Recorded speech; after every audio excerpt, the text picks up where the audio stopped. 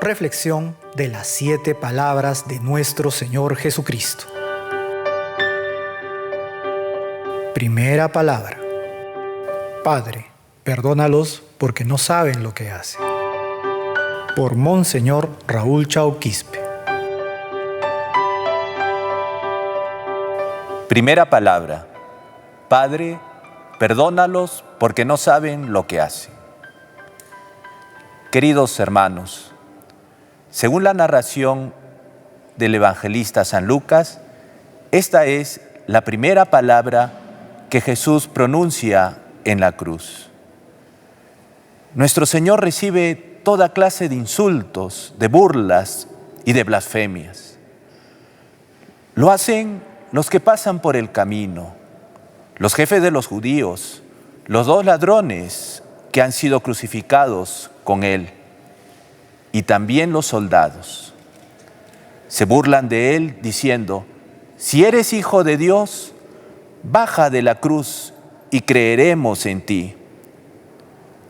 Otros dicen: ha puesto su confianza en Dios, que Él lo libre ahora. La humanidad entera está representada por los personajes allí presentes. Se ensañan contra Él. Me dejarán solo, les había adelantado Jesús a sus discípulos, y ahora está solo entre el cielo y la tierra. Jesús, que no había hablado hasta entonces, que no había dejado salir de sus labios ni una sola queja, se vuelve ahora hacia su interior para hablar con su Padre. Padre, perdónalos porque no saben lo que hacen. Entre las burlas y los desprecios resuena la palabra perdón. El perdón fue su única respuesta. Jesús no solo perdona, sino que pide el perdón de su Padre para los que lo han entregado a la muerte. Para Judas, que lo ha vendido por 30 monedas de plata, el precio que se pagaba por un esclavo. Para Pedro, que lo ha negado. Para los que han gritado que lo crucifiquen. A Él, que es la suma bondad, la suma belleza, el sumo bien. Para Él, que solo ha predicado el amor y la paz. Pide perdón para los que allí se están burlando. Y no solo para ellos, sino también para nosotros. Porque el amor todo lo excusa. Para todos los que con nuestros pecados somos el origen de su condena y crucifixión. Y vuelve a decir: Padre, perdónalos porque no saben lo que hacen. Se dirigió a su Padre Dios, porque Dios es un Dios de misericordia, no un Dios que amenaza y castiga. Es un Dios que espera siempre la vuelta del Hijo que marchó del hogar, haciendo mal uso de su libertad. Es un Dios a quien, por muy lejos que uno se haya marchado, siempre se puede volver, porque siempre nos estará esperando.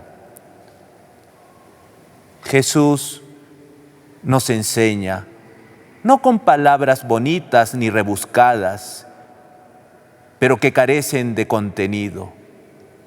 No con teorías, nos enseña con el ejemplo de su vida.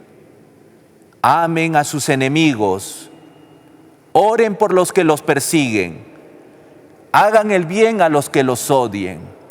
Ese es su mensaje, queridos hermanos y hermanas. En el alma limpia y pura de Jesucristo no había entrado nunca ni el resentimiento ni la venganza. La noche anterior se había arrodillado ante sus discípulos como un siervo ante sus amos y les había lavado los pies. Y luego dijo que también nosotros hiciéramos lo mismo. Ser cristiano es un compromiso que exige una forma de vivir. A todo el que sigue a Jesús se le piden opciones claras y serias. Y hoy, más que nunca, una de esas opciones es hacer que el amor sea la base de nuestra vida, que cuanto hagamos sea expresión del amor fraterno. Un cristiano, un católico debe tener claras dos cosas: que debe ponerse a Dios en el primer lugar de su vida y que debe amar siempre. Ser en nuestro pequeño mundo, allí donde la voluntad de Dios nos ha puesto a cada uno, en el estado de vida, en nuestra familia, en el colegio, la universidad, en el trabajo, en la parroquia, y con aquellos prójimos concretos que están a nuestro lado, y también a los que están un tanto lejanos. Ser allí la realización concreta de este mandamiento que Jesús llamó suyo.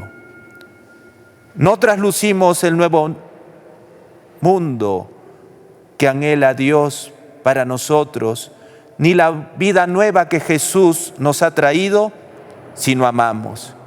Quien no ama no ha comprendido el mensaje del Señor, no ha entrado en el mundo de la redención. No podemos ser cristianos de rutina, cristianos vacíos. Queridos hermanos, seamos portadores de Jesús, allí donde nos hagamos presentes, y lo hacemos si amamos. Termino esta reflexión con una hermosa oración, meditación pronunciada por Santa Teresa de Calcuta.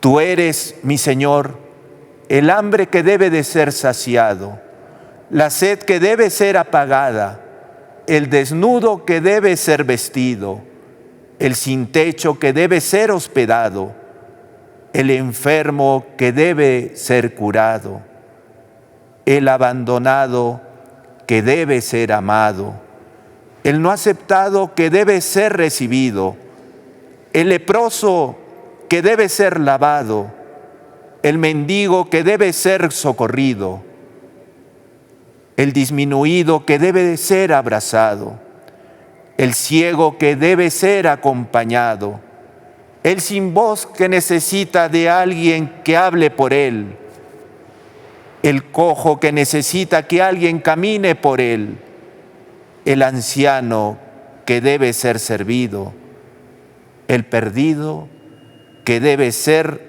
reconducido. Amado Jesús, tú nos has enseñado a ser luz y sal de la tierra. No permitas que nos desviemos por los caminos mundanos. Haz que permanezcamos siempre fieles a ti. Segunda palabra. Hoy estarás conmigo en el paraíso. Por Monseñor Alberto Ríos. Segunda palabra. Hoy estarás conmigo en el paraíso. Lucas 23, 43. Queridos hermanos, recordemos qué significa la palabra Jesús. Significa Dios salva. El Señor Jesús se hizo hombre, sin dejar de ser Dios, pero como nosotros menos en el pecado, para que Él sea el pago, el rescate de nuestra salvación. Y es así como el Señor Jesús vino a salvarnos de la raíz de todos los males. Y la raíz de todos los males es el pecado. Del pecado original, también de nuestros pecados actuales, veniales, y especialmente los pecados mortales, que rompen nuestra comunión de amor con Dios uno y trino, con nosotros mismos, con los demás, con todo lo creado. Y eso es lo que siempre quiere el demonio, que en el fondo estemos rotos, quebrados en nuestra relación de comunión, de amor con Dios.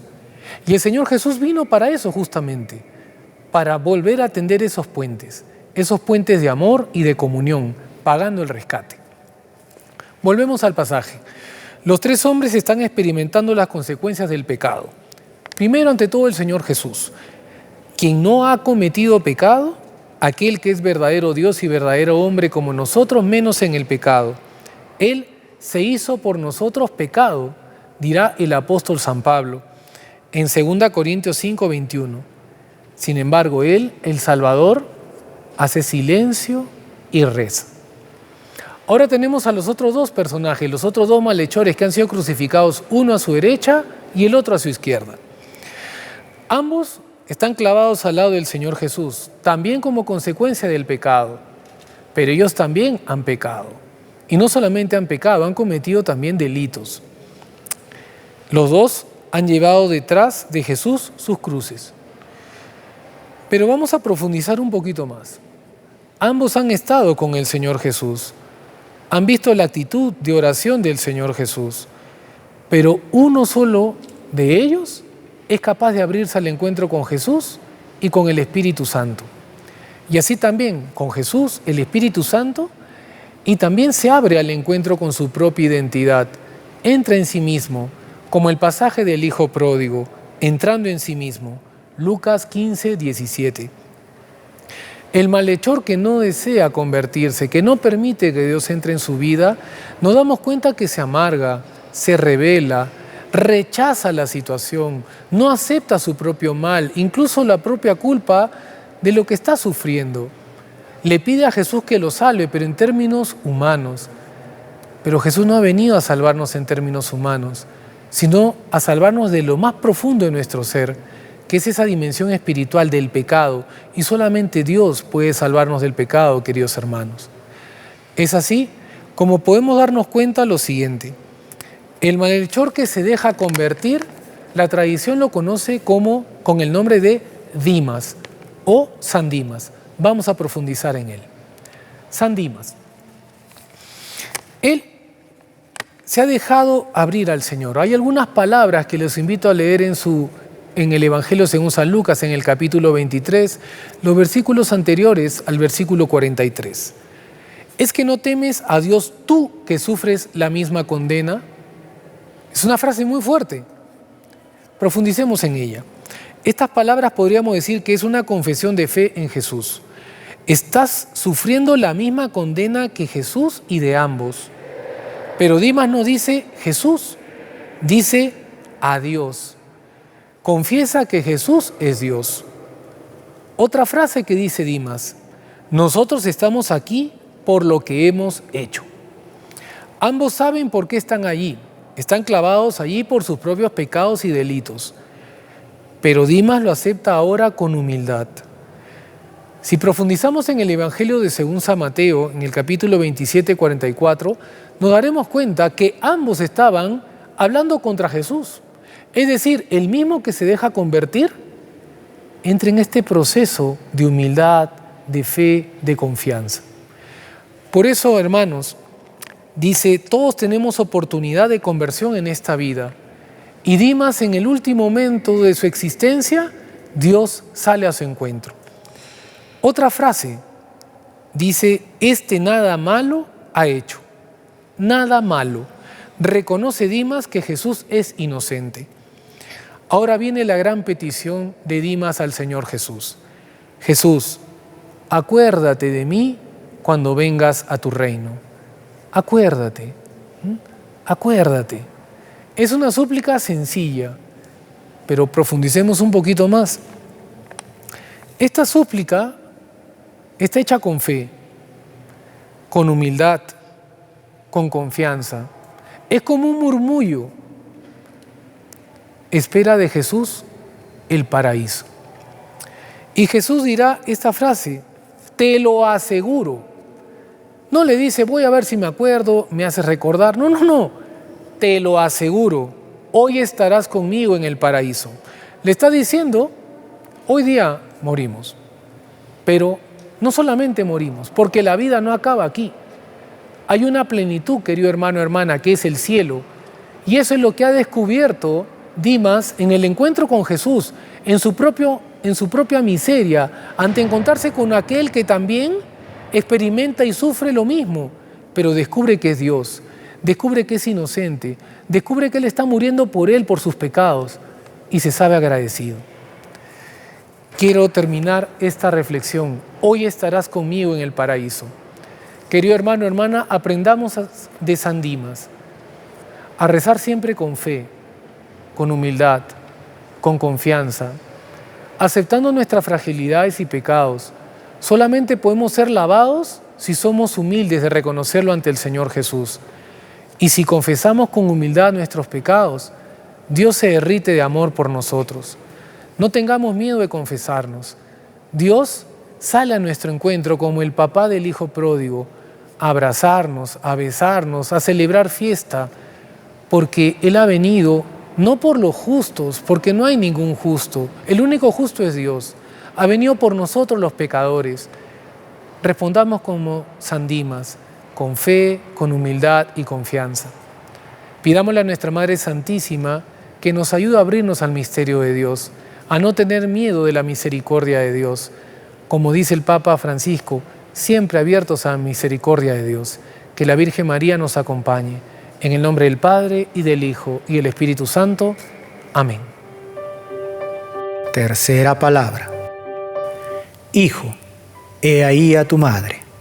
Madre, he ahí a tu hijo. Por Padre Francisco Alves de Sousa. Tercera palabra. Mujer, allí tienes a tu hijo. Luego dijo al discípulo, allí tienes a tu madre. Del Evangelio según San Juan, capítulo 19, versículos de 26 a 27. Queridos hermanos, en este momento de la pasión de nuestro Señor, como nos dice la tradición y también las Sagradas Escrituras, que comenta que como una mujer que sufre los dolores de parto, así también Jesús en la cruz sufre los dolores por el nacimiento de la iglesia. Ya había ofrecido su sangre a la iglesia, había prometido el paraíso a un ladrón y en minutos entregaría su cuerpo a la tumba y encomendaría su alma al Padre del cielo. ¿A quién entonces entregaría sus dos tesoros más preciosos, María y a la iglesia naciente en la persona de Juan? Y desde lo alto de la cruz, Jesús, mirando a María y al discípulo amado Juan, dejará como un testamento a María como a la madre de Juan, figura de la iglesia, y a Juan como hijo de María. Un obispo de la iglesia recordaba que María, en su vida, en este mundo, recibió dos grandes anuncios. El primero fue en la ciudad de Nazaret, con la visita del ángel Gabriel, que le anunció que ella iba a ser la madre de Jesús. Ahora, en la ciudad de Jerusalén, en el Calvario, recibirá el segundo anuncio por la dulce voz de Jesús: mujer, allí tienes a tu hijo. Para María entonces, este anuncio fue para ella como la segunda natividad. María, que había dado la luz a su primogénito sin dolor, en la gruta de Belén, ahora daba luz a su segundo hijo, la iglesia en los dolores de la cruz. En este momento, María daba la luz a millones de hijos espirituales que nacerían posteriormente de la iglesia, hijos de su corazón. Ahora, el anuncio de Cristo se dirige a nosotros. Hijo, allí tienes a tu madre. Sabemos, hermanos, que una madre no puede olvidar a su hijo de sus entrañas. Entonces, María nunca olvidará que somos hijos suyos. Nos acerquemos entonces con confianza a los cuidados maternales de María. Pidamos a ella que nos asista en todos los momentos de nuestra vida, momentos marcados de alegría, pero también de precariedad, momentos de dificultades, momentos de enfermedades, de desafíos para vivir la vida cristiana. Desde lo alto, pedamos a María que derrame gracias abundantes a nosotros para que seamos hermanos santos, a sermos hijos del Padre Celestial.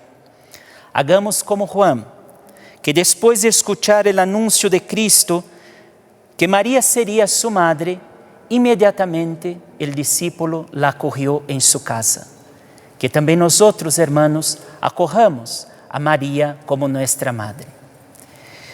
Qué consolador y bello es, hermano, tener a María, ¿no?, como nuestra madre.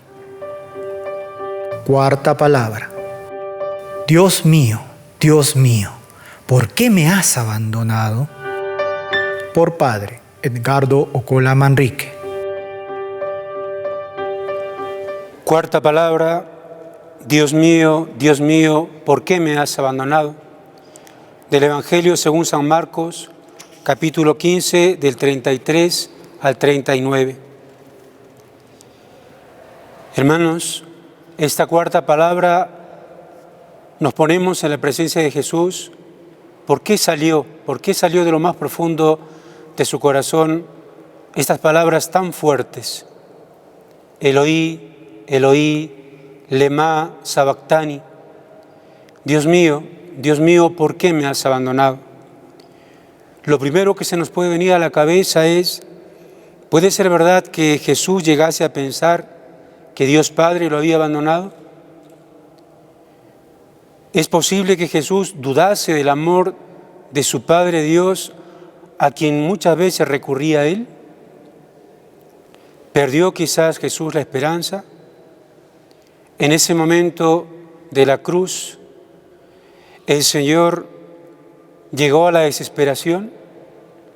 Podríamos explicar de dos maneras, tratar de entender de dos maneras esta cuarta palabra.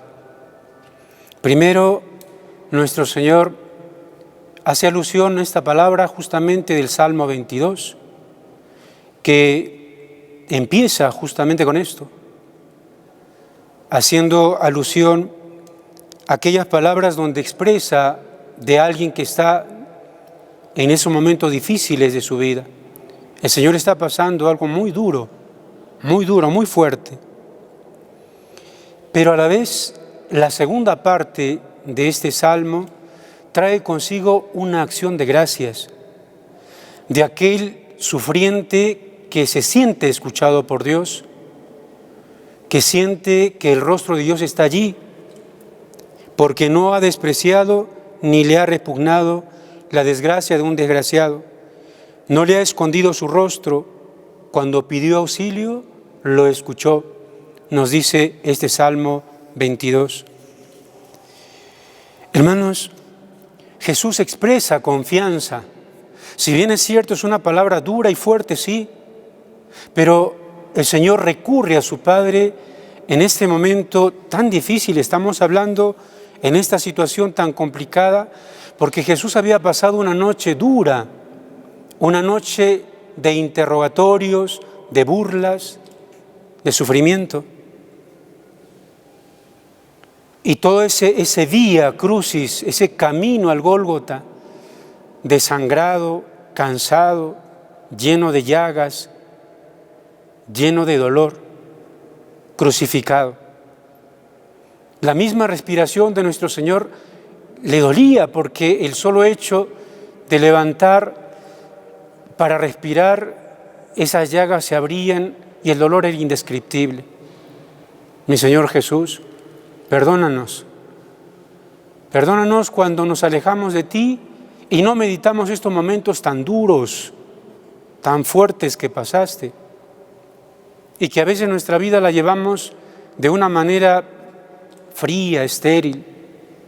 Decimos que te amamos, pero a veces estamos tan lejos de ti. Decimos que creemos en ti y no meditamos cuánto has pasado por nosotros. Ayúdanos, Señor, a comprender, a confiar en ti como tú confiaste en Dios Padre. Cuando me sienta en esos momentos difíciles, Señor, ayúdame a comprender lo que significa esta palabra. Dios mío, ¿por qué me has abandonado? Es decir, tratar de comprender, tratar de darme cuenta de que solo no voy a poder. Por eso, mis hermanos, cuando pases una situación difícil, cuando pases un momento que a lo mejor no lo entiendes o no lo podemos comprender, la pérdida de un hijo en un accidente, el pasar una prueba complicada de un familiar o personal, de un proceso de un cáncer doloroso, terminal, y que a veces no encontramos una respuesta y decimos, ¿dónde está Dios? O cuando vivimos esos momentos que estamos pasando ahora, la guerra y toda esta situación difícil en el mundo entero. ¿Y cuántos se habrán preguntado, ¿dónde está Dios?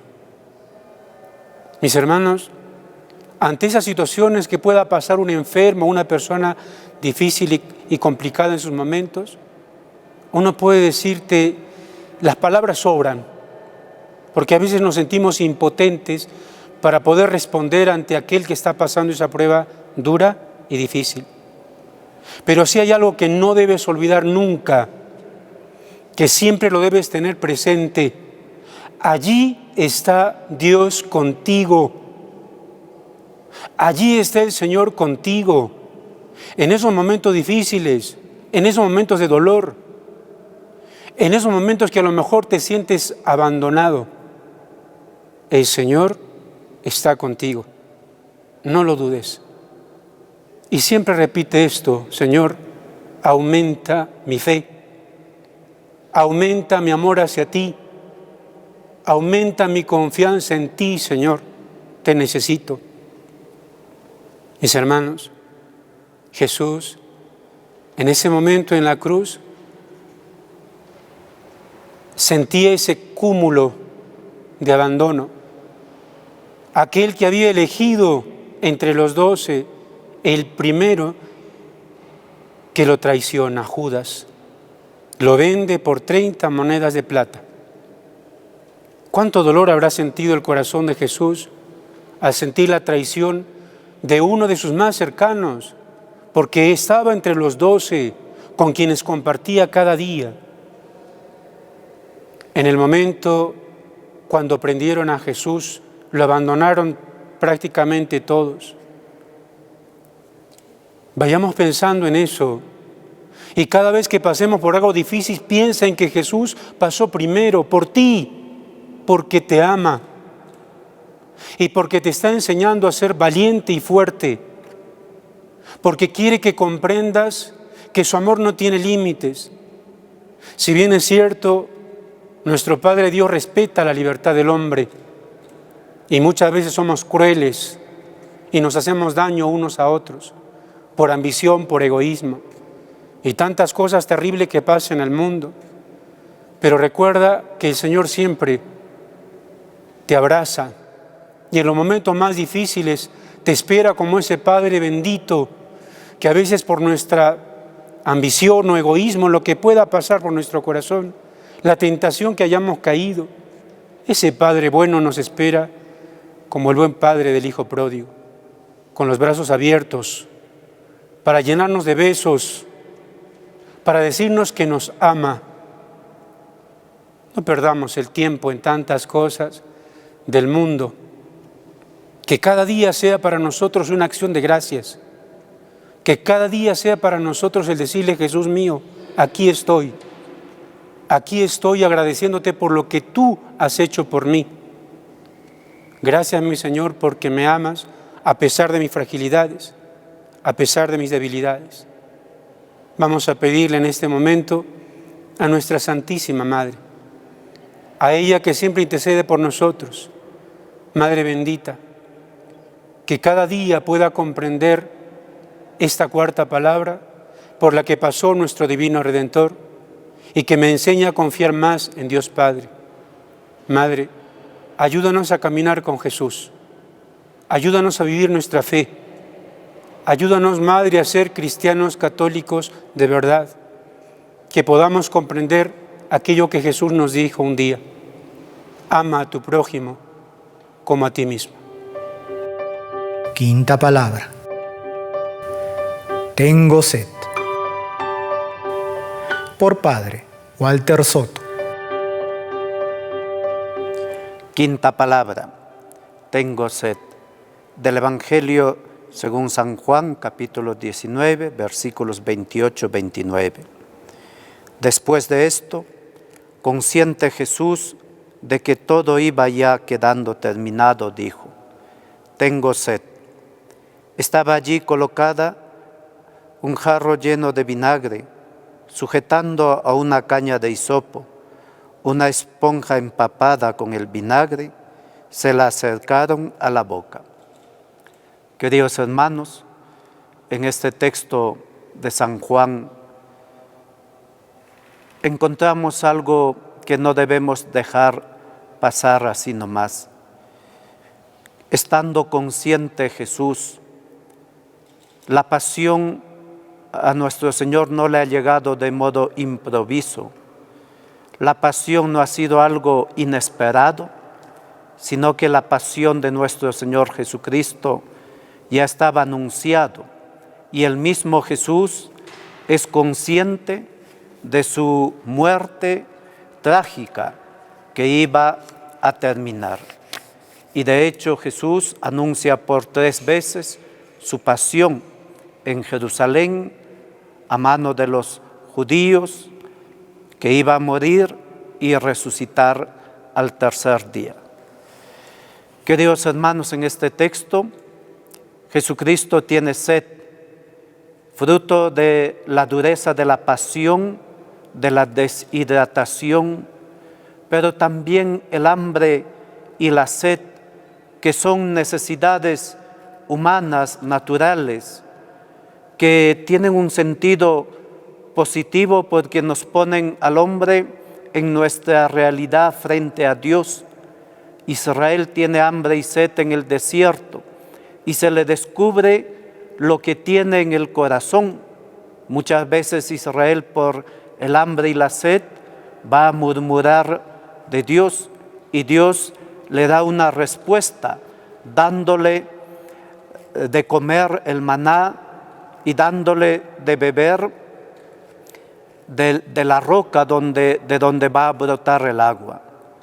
Israel tiene esta experiencia de poder buscar el agua cavando pozos como el pozo de Jacob, y también guardando el agua en las cisternas que el profeta Jeremías interpreta, que Israel se ha cavado una cisterna agrietada que no puede retener el agua, signo de esa fragilidad humana, signo de que Israel se ha apartado de Dios.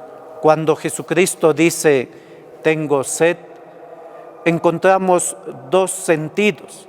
En primer lugar, Jesucristo tiene sed de llevar a cabo la voluntad de su Padre. Y en segundo lugar, la sed de la salvación de todos los hombres. Jesucristo ha venido a llevar a cabo el designio de Dios Padre. Mi voluntad, la voluntad de Dios, mi alimento es hacer la voluntad de Dios, dirá Jesús en el Evangelio de San Juan. No solo de pan vive el hombre, sino de toda palabra que sale de la boca de Dios. Precisamente este designio de Dios Padre que lleva a cabo Jesús en este amor hasta el extremo.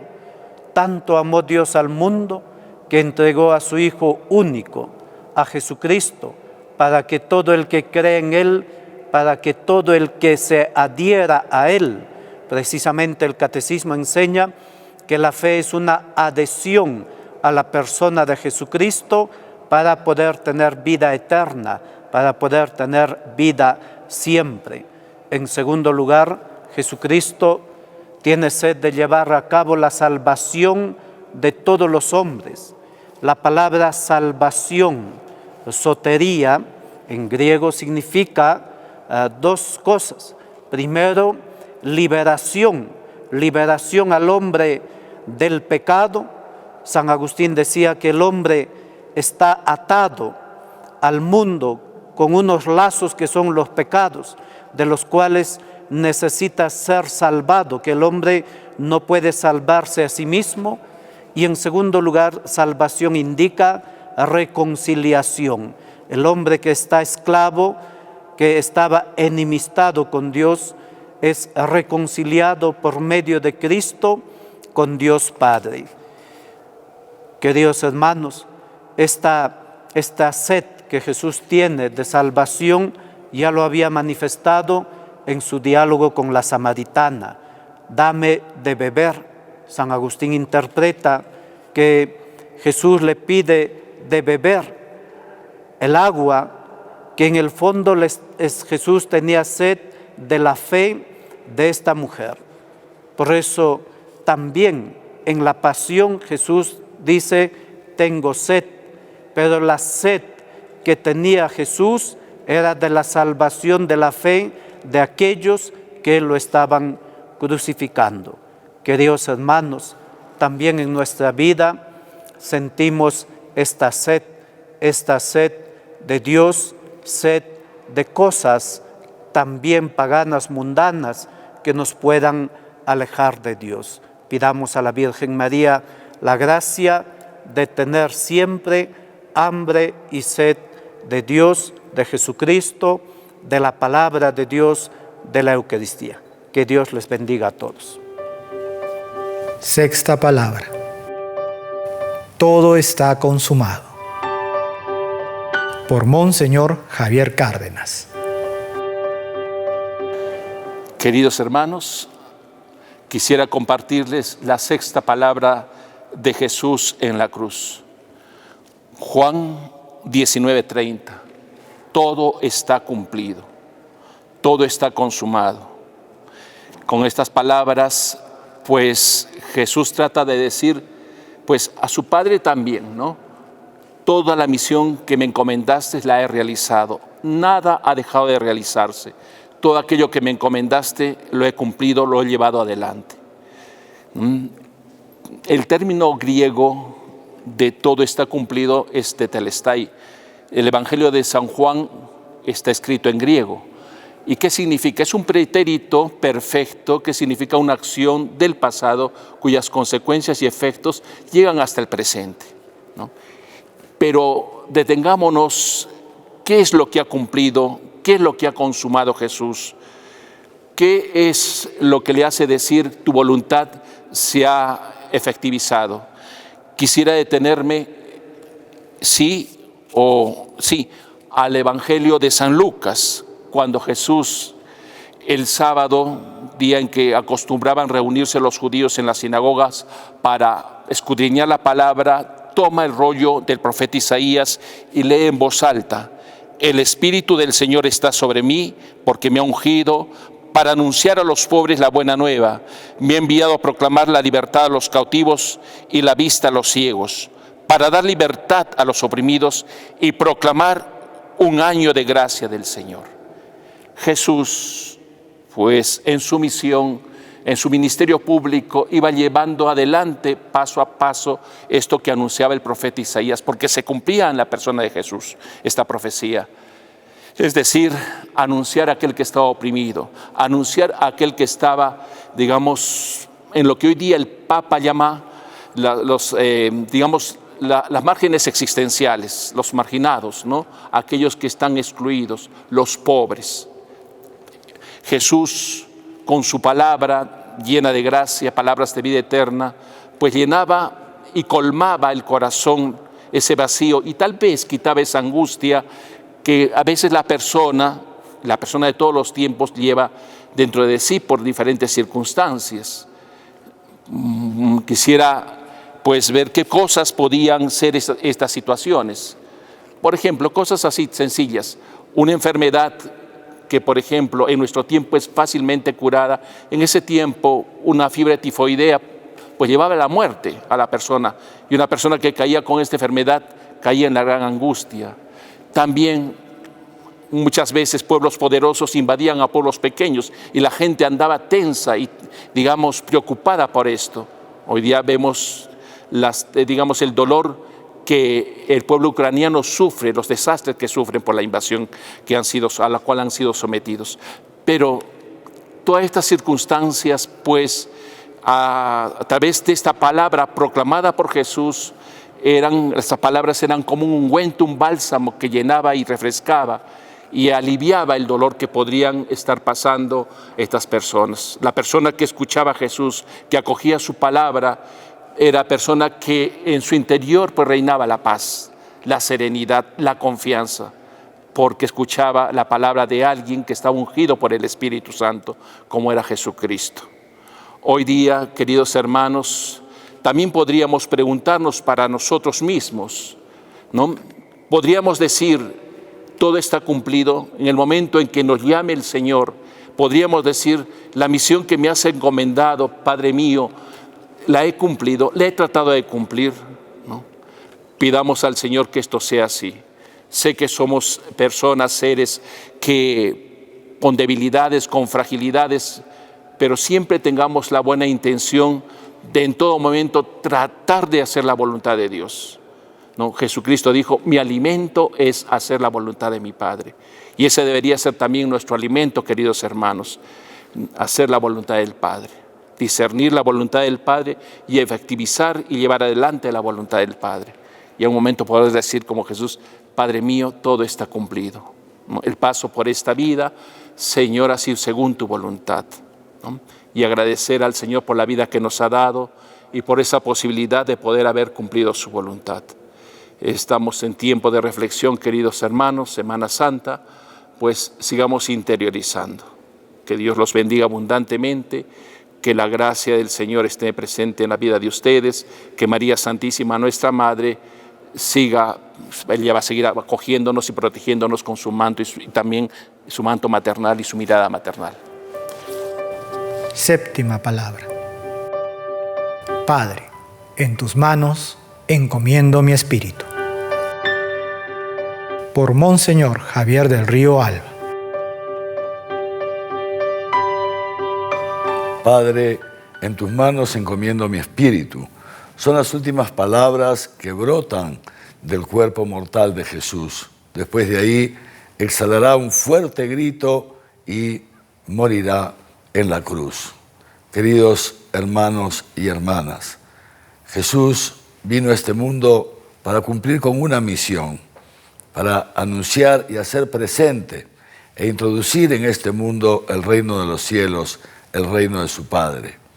Y Jesús, que a lo largo de su vida ha entregado todo al Padre y se nos ha entregado Él todo a nosotros, llega ya a la plenitud de la entrega en la cruz. Jesús ha dado su vida por anunciar el reino, ha dado su vida para anunciarnos la buena noticia. Jesús lo ha dado todo, dio su vida, se desprendió de los bienes familiares, dejó la casa, dejó la familia, dejó el barrio, dejó todo. Jesús, que ha desgastado todas sus energías, repito, haciendo presente el amor de Dios entre nosotros. Jesús, que ya nos ha entregado incluso a su madre, ahora entrega lo último que le queda, su espíritu. Se lo entrega a Dios, Padre, pero se lo entrega a Él sabiendo que Él nos lo dará a nosotros, nos lo enviaría a nosotros el día de Pentecostés. Queridos hermanos y hermanas, gran misterio de amor es este. Jesús en la cruz nos enseña el camino de la vida, nos enseña que la realización del hombre justamente está en este entregarse, en este entregar todo y entregarse todo, que es lo que Él ha hecho por nosotros. Y antes de morir, después de decir estas palabras, Jesús inclina su cabeza. Él que había dicho, el Hijo del Hombre no tiene donde reclinar su cabeza, finalmente la reclina.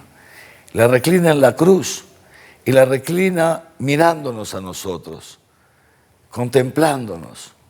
Había dicho ya, Padre, perdónales porque no saben lo que hacen.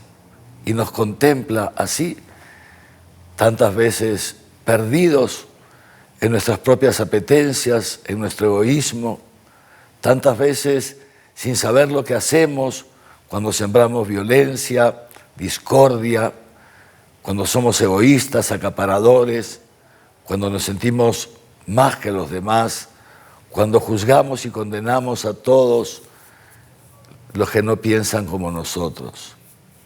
Jesús nos mira desde la cruz y no dejará de mirarnos nunca.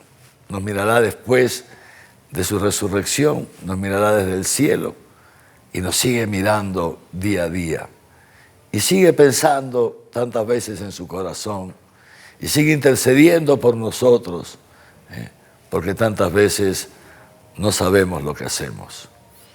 Jesús encomienda su espíritu al Padre.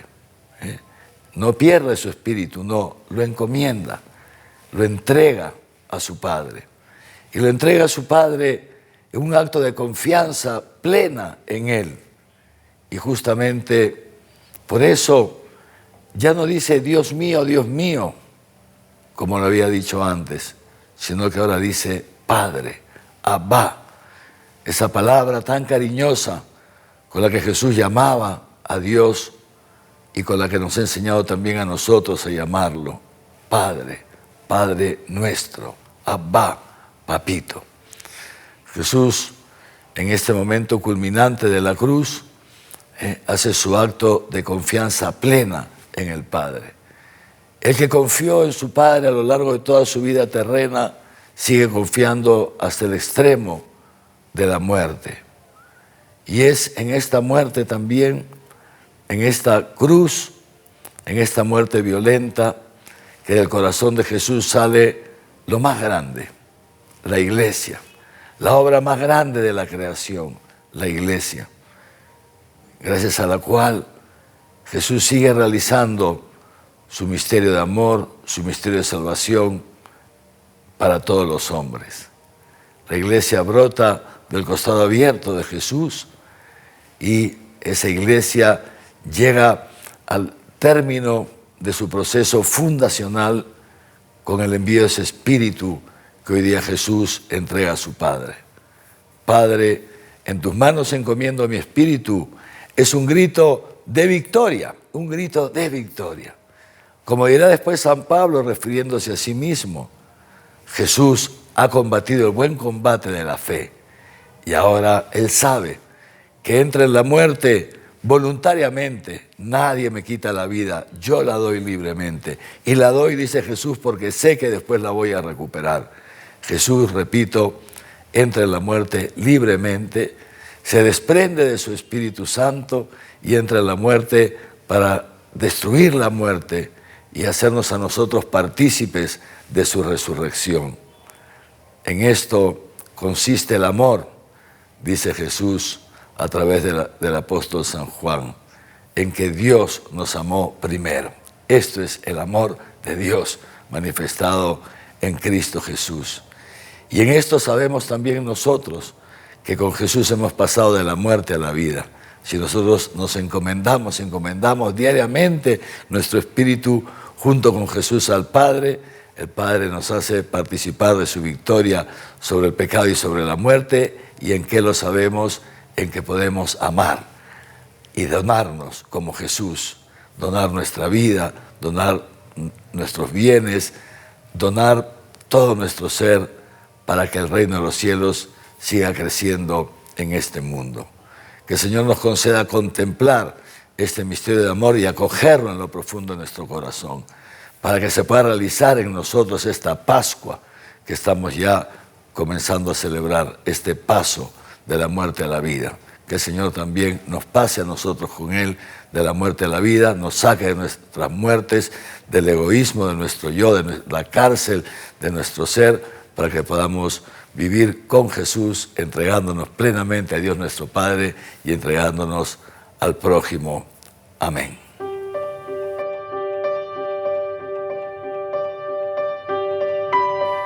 Esta fue una producción del Arzobispado de Arequipa en colaboración con Nuestra Señora del Encuentro y este medio de comunicación social.